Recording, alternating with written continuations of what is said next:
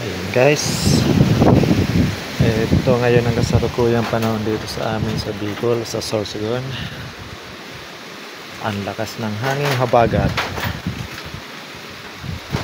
sa kamaulan. Dala din ito ng bagyong Krising.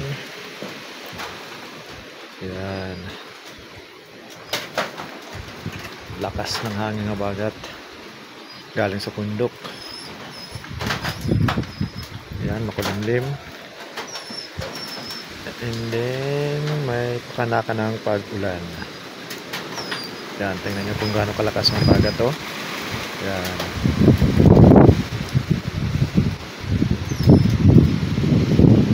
Yan, ngayon ganyan ngayon dito sa aming lugar sa Sorsogon.